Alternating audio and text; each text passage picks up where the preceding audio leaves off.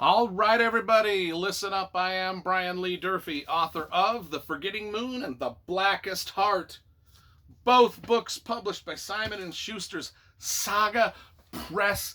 Today I'm going to be reviewing The Judas Strain by James Rollins. This is his Sigma Force number 4. I think there's, 15 or so Sigma Force novels. We're up to number 4. Let's talk about the covers because you know I love graphic design and illustration, so we'll give the cover a little look-see. It's a good one. It's got this scroll with the Judas Strain with the kind of like burnt lettering, and then at the bottom we got a dude running towards the Hagia Sophia. I believe that's what it is. There's a building that is prominently in this book, the Hagia Sophia. If I'm pronouncing that wrong, people, please. I've traveled a lot in Europe, but I have never been to the Hagia Sophia, or the Hagia Sophia. I don't know what it's called. Anyway, let's talk about this. Just all of James Rollins' Sigma Force novels have absolutely, like the Da Vinci Code, they've got just a great setup. The setup of this one is Marco Polo, at 17 years old, Marco Polo, in the year 1271, at 17 years old, set off on a trip with his family and a bunch of other people to China. They started with 14 ships and 600 men. Let's see, 24 years later, Marco Polo returned to Venice in 1295 at 41 years old. So he was 17 to 41. 24 years of his life he was on this voyage. Remember, 14 ships, 600 men. When they returned to Venice, they only had 2 ships and 18 men left.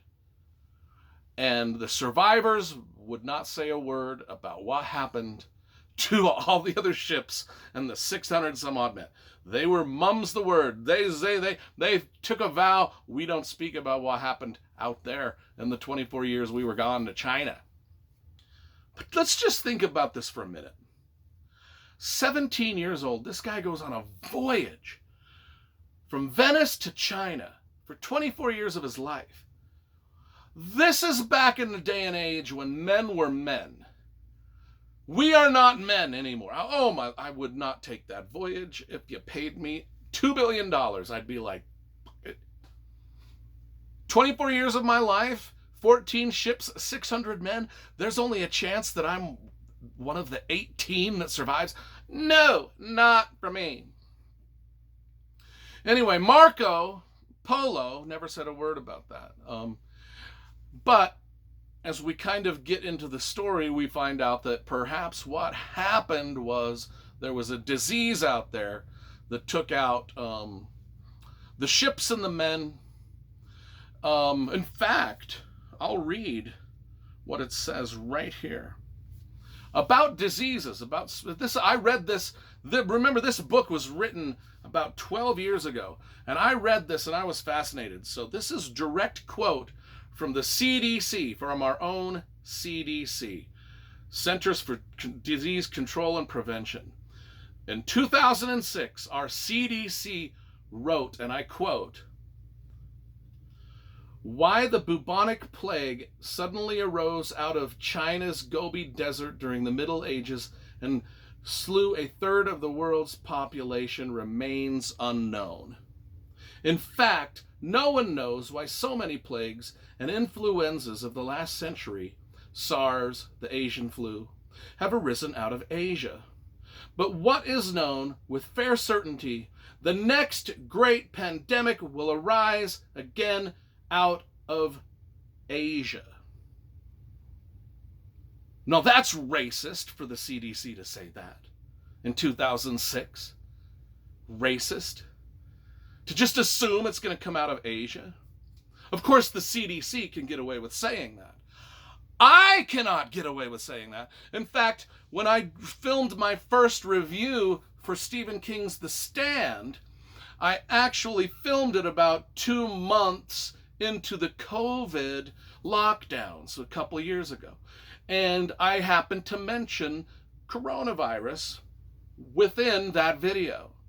And the video was deleted from YouTube. This video might get deleted from YouTube for simply using the word, and I won't use it again, because our overlords get to decide what is spoken and what is not spoken. And apparently in 2006, you can say whatever the fuck you wanted. Can't do it now. Cannot do it now. Anyway, I just thought that was interesting.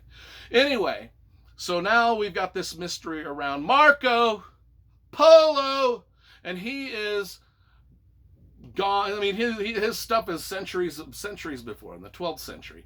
Now we go to our century, and there's stuff about disease and plagues. In fact, a plague has struck a cruise ship. And now the cruise ship has to, again, keep in mind, this was written 12 to 14 years ago.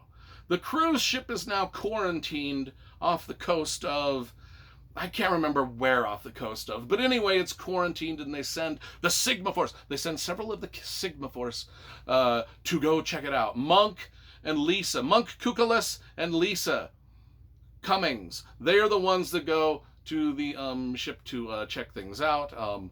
What I learned while we're on this ship dealing with the plague is that one of the things I learned is only 10% of cells in the human body are actually human. The other 90% is bacteria and parasites. So at any given moment, just keep that in mind. You're 10% human, 90% bacteria and parasites. That's crazy. That just explains why I look as ugly as I do. But that doesn't explain all the pretty people on the planet. I don't know. But anyway, the Judas strain is what this disease is called. You know, in Stephen King's The Stand, it was Captain Trips. In our day and age, it's the COVID-19, which we can't, or the disease that shall not be mentioned. In this, it's called the Judas strain. And it is a virus that's come out of Asia, and it's killing these people on this cruise ship. So the cruise ship is quarantined. Now, Painter Crow and Gray Pierce, the other members of the team, of the Sigma Force team, they are now launched off into this quest about Marco Polo. They're off on this quest to figure out what happened to Marco Polo, because there's a tie between the Marco Polo things and things that treasures that Marco Polo brought back to Venice, and this disease, and it deals with angelic languages. The treasure, like I said, the treasure. There's some some of the Sigma Force actually gets kidnapped. Some of their families get kidnapped.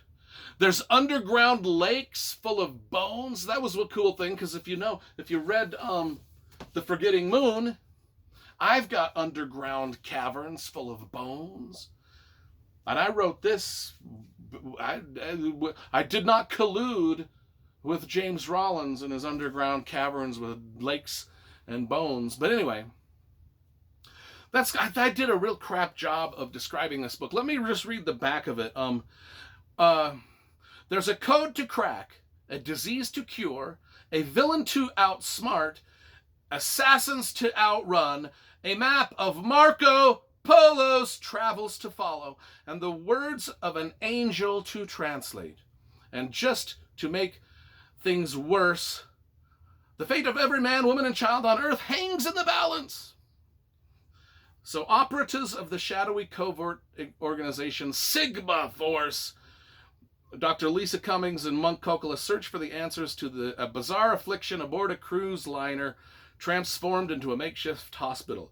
But a sudden and savage attack by terrorist hijackers turns the Mercy ship into a floating bioweapons lab. Time is an enemy as a worldwide pandemic grows rapidly out of control. As the seconds tick closer to doomsday, Sigma Forces Commander Gray Pierce must join forces with a beautiful assassin who once tried to kill him, following the trail of the most fabled explorer in history, Marco Polo, into a terrifying heart of an astonishing mystery buried deep in antiquity and in humanity's genetic code. By the way, when they mentioned the female assassin, I'm going to just tell you, there is a lot of betrayal and backstabbing that goes on in the last third of this book. I absolutely loved this book. It was dynamite. Again, I'm glad that I have started to read the Sigma Force novels because I think they're just great. I'm going to give this a 9.5 out of 10 for the Judas Strain. I think everybody should be reading, I mean, if you like the Da Vinci Code and stuff like that, mixed with a lot of Bourne Identity action, get James Rollins Sigma Force novels right now. What did I give? I can't remember what I gave it out of 10. Was it a 9 out of 10 or a 9.5 out of 10? You choose. You choose.